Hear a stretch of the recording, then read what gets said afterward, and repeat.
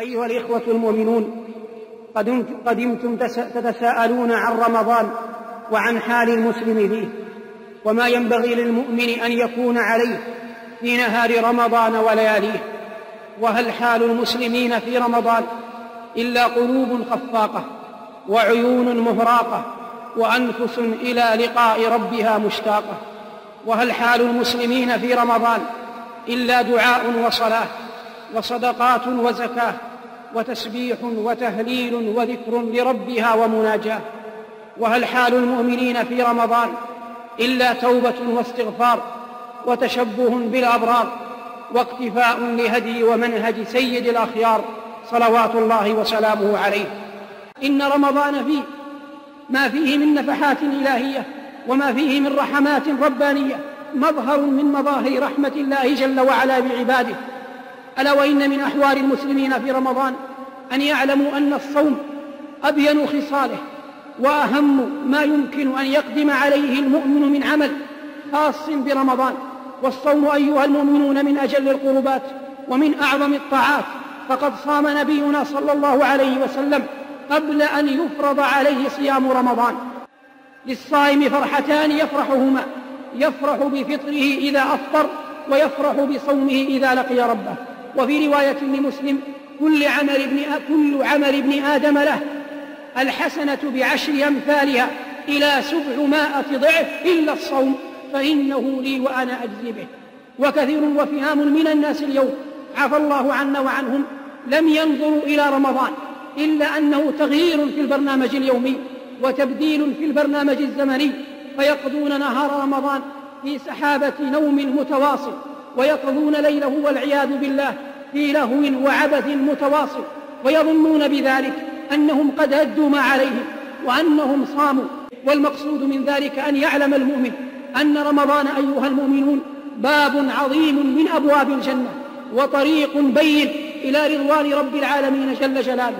وإن من رحمة الله بك أيها الأخ المؤمن وأيتها الأخت المؤمنة أن يبلغك الله شهرا كرمضان.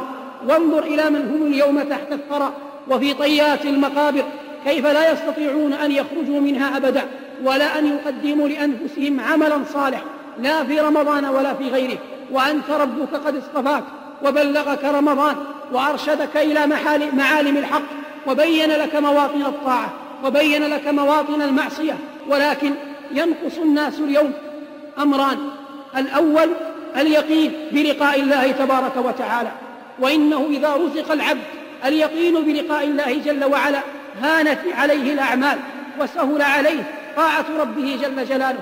فإذا وقر في القلوب هذا سهلت الطاعات، سهل إتيان المساجد، سهل القيام بين يدي الله، سهل الصبر على النصب والتعب والعطش وما يكون من وراء الصيام من جهد ومشقة.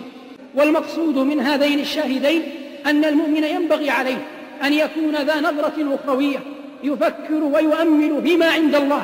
أما متاع الدنيا فإن حدث بلا جهد ولا مشقة فلا حرج ولا ضير، ذلك فضل الله يؤتيه من يشاء.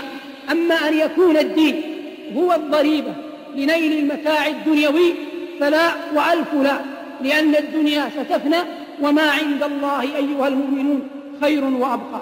أيها المؤمنون، كذلك من أحوال المسلمين في رمضان ذكر ربهم تبارك وتعالى. ولا ريب أن ذكر الله أنس السرائر وحياة الضمائر وأقوى الذخائر على الإطلاق. فمن كان يحب الله حبا يليق بجلال الله جل وعلا وعظمته ولا يقدم على حب الله حب أحد، كان طبيعيا وبدهيا أن يلهج لسانه بذكره.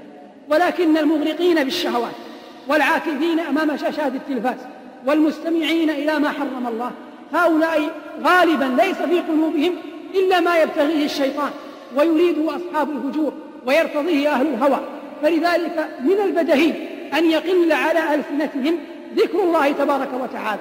فالذي ينبغي أن يحرص عليه المؤمن في المقام الأول أن يجنب نفسه المواطن والمنازل والأماكن التي تلهي عن الله، لأنها إن ألهت عن الله ألهت عن ذكره.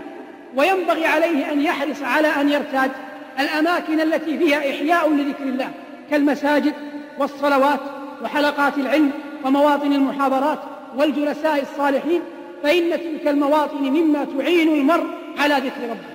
أما كيف يذكر المؤمن ربه؟ فإن قراءة القرآن ذكر، والصلاة على نبينا صلى الله عليه وسلم ذكر، وتهليل الله وتسبيحه وحمده والثناء عليه ودعاؤه نوع من الذكر، وأعظم الذكر على الإطلاق قول لا إله إلا الله. نسأل الله جل وعلا بأسمائه الحسنى وصفاته العلى ورحمته التي وسعت كل شيء أن يبلغنا رمضان ويعيننا على صيامه وقيامه.